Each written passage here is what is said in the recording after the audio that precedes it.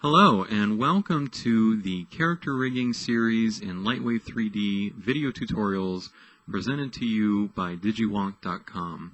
So what are we going to learn in these lessons? Well, we're going to learn how to rig a character from beginning all the way to the end, and this is going to include a lot of steps and probably a lot of tutorials, but we're really going to get into some nitty-gritty detail of all the kinds of things that you have to do to get a properly set up character in Lightwave. What do these things include? They include setting up your character for rigging, setting up your skeleton, and there are plenty of different ways that you can do that, and I'll talk a little bit about that in some of the lessons. Then doing some basic rigging and layout, then going back into Modeler and setting up weight maps, maybe then going into layout again and talking about some advanced kind of rigging things, and all throughout I'll just be giving you general tips on workflow, shortcuts that you might be able to take to kind of speed up the process of rigging, things of that nature. So why am I doing this? Well, there's certainly a lot of material available already on rigging out there, and in books and videos and what have you. Some of it's free and some of it's not. A lot of it isn't. But I kind of got inspired by a lot of the things that I've been seeing happening lately in the 3D community. There's a big move now towards free education, particularly if you're on sites like 3D Buzz. That's a great one. Also digital tutors. So people everywhere are providing free content to users out there in the 3D community, and it's been a great kind of thing for people who are just starting out in 3D, getting really professional and thorough instructions in how to do stuff. So with that in mind, I decided to create this series for you to explore hopefully, well, not all, but many of the aspects of rigging, and to hopefully show you things so that you can avoid some of the typical kinds of pitfalls that you find when you're trying to rig a character. I have certainly been through a lot of those when I began to learn how to do 3D. I've spent many a frustrated hour trying to understand how to properly rig a character, and it's not difficult so much as it is a technical kind of exercise, although certainly there are artistic aspects to it, but in a large part it is a technical exercise.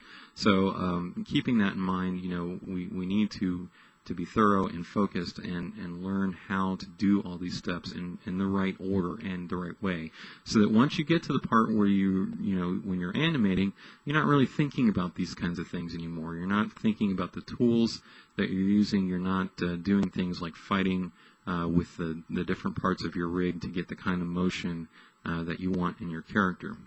So who is this series intended for? Well, what I'm expecting of you as the viewer is that you probably have at least an advanced beginner's knowledge of Lightwave. And what do I mean by that? Well, I kind of see an advanced beginner as somebody who has already spent some time in Lightwave 3D and is already familiar with the basic tools. In other words, you know how to navigate your viewports, the basic tools of scale and translation and rotation, saving, loading objects, all that kind of stuff, which are the things that you need to know before you can tackle something like this. So assuming that you're watching this, you probably do already know that, and you probably have gone through and taken a crack at doing some rigging on your own. So hopefully you'll find out some new things in this series that give you new ideas about different techniques that you might try. So as I said before, this entire series is provided to you totally free, and with the caveat there that I only ask that you do not put any of these tutorials on any file sharing programs, any peer-to-peer networks. And the reason for that is because although I would like as many people to see this as possible, the only way for me to monitor whether or not I'm getting traffic, and in other words, which leads to me thinking that people are actually watching this, is by monitoring the traffic I get on www.digiwonk.com. So if you would just keep that in mind, if you want to share this with your friends or show your colleagues, that's fine. No problems at all, but just keep it off the file sharing programs. So let's take a look here really quickly and take an eye at what kind of rig we're going to be creating. Take this character right here. This is called Zombie. And actually, this is a free character that you can download, and I decided to use a character that was easily available to everyone so that you can follow along exactly what I'm doing. But that doesn't mean that you're limited to applying the techniques that we're going to talk about just to this character. You'll find that the techniques are general enough that you'll be able to use them in almost any character that you model yourself or that you find online or anything like that. Where do you get this character? Well, right now you can get the character through 3dfestival.com. They've been providing over the last several weeks and months just loads and loads of free characters, and this one is in I think the 4th series of the free models available at 3dfestival.com. And I believe that the modeler of Zombie might have been William Vaughn, who is the new tech uber god right now, and he's been a really active member in the Lightwave community and has been just doing great things in the community.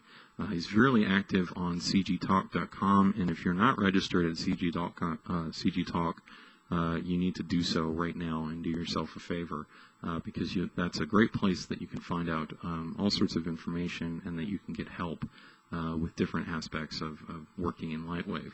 And also, of course, anything that you find, any material that you find in this tutorial series that you need some help on, you have problems with specifically, do go ahead and email me at info@digiwonk.com. And I will try to answer them as quickly as possible. So really quickly, let's take a look at this character. What we have set up here is a bunch of little objects here, which are manipulators, and we'll obviously be going into detail about what all these things do. But we have a system here of part forward kinematics and part inverse kinematics, and we have some little handles here that allow us to move our arms around, and similarly we have the same kind of thing with our legs, and then we have different, let me block that for a second, then we have different bones, say in the spine, that let us manipulate the torso and the head and things like that. And just a word about kinematics. Forward kinematics is a method of top-down animation where you typically you have a hierarchy kind of structure of bones, and you manipulate the first bone in a chain, and that controls the placement of bones further down the chain. The other kind of technique that we have going on here is inverse kinematics, which is a bottom-up, where you're taking a particular bone in a series or in a hierarchy further down the chain, and when you move and manipulate that, that actually moves the bones along with it up the chain in a particular kind of way. And we'll go into a lot of detail about how to set the IK systems up and how to set them up in such a way that they're very stable and that you don't get the kind of breakage that you might find in other kinds of chains. You don't get elbows bending at the wrong way 90 degrees, and you don't get legs shooting out in all sorts of different crazy directions. So with that, let's go ahead and move on to the first lesson, where we start, where we learn about prepping our character for rigging. Okay.